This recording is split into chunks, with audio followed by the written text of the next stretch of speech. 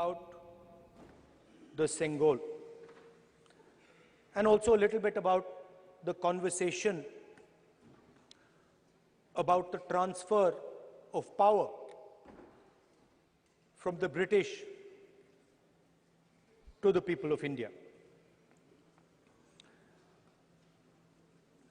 Before handing over power to the people of India, the British asked the leadership of the freedom movement, who are we going to transfer power to? And of course, there was a little bit of arrogance in this statement because they viewed India as a poor country.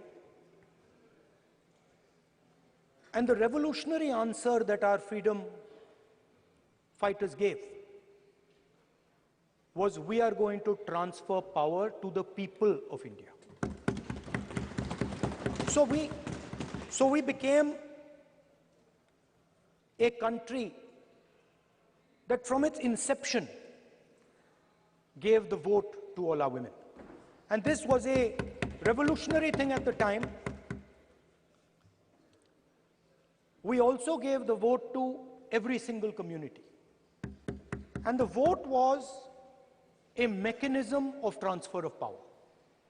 It was designed to further transfer power to the people of India. And if you look at the journey from independence, it's been that journey.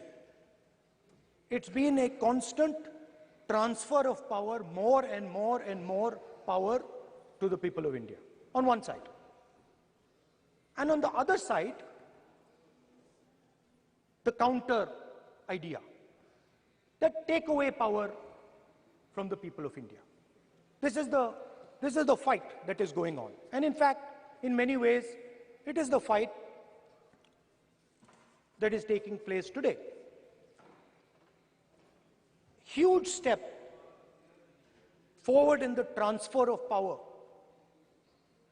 to the women of India was Panchayati Raj, where they were given reservation and they were allowed to enter the political system at scale. And this is another step. It's a big step, it is not a small step. And I'm sure everybody in this room,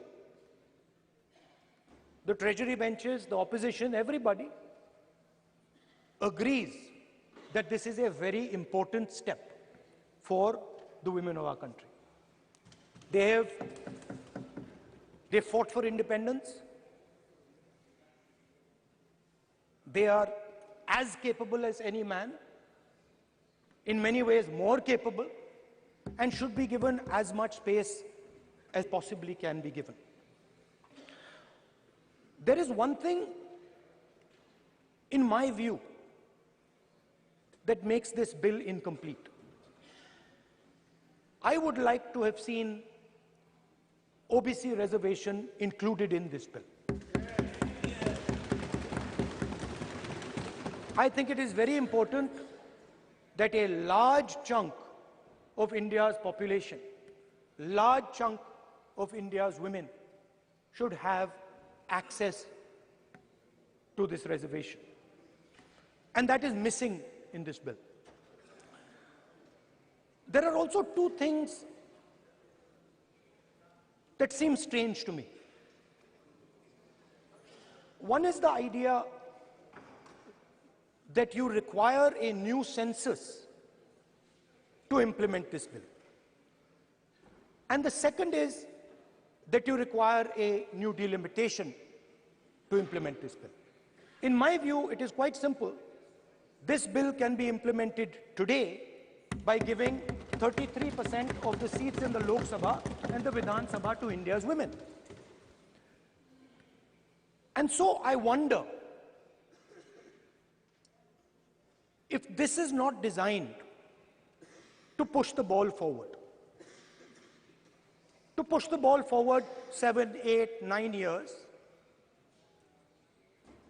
and then let this thing play out the way it does. I know my friends tend to like to take the attention of people away from other issues.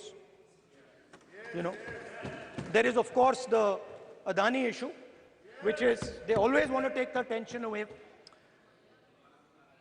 But there is another, I would like to say that.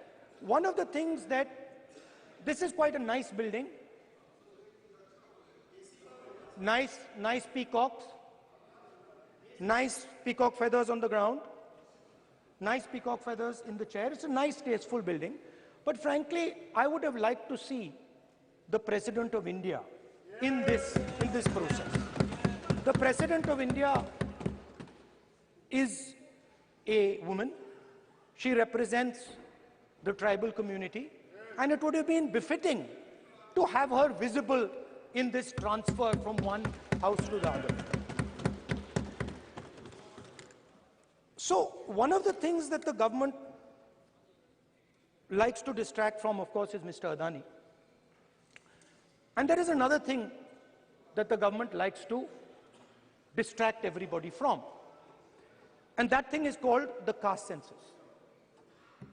For some reason, and I don't quite understand what this reason is,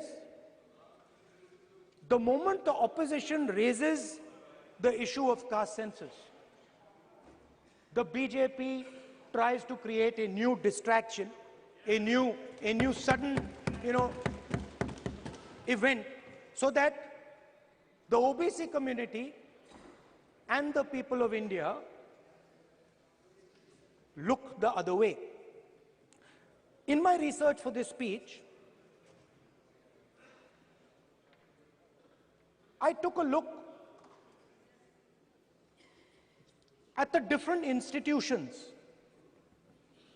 that define how our country moves forward. There are many. There is the Lok Sabha, Rajya Sabha, Vidhan Sabhas. There is the bureaucracy. There is the press.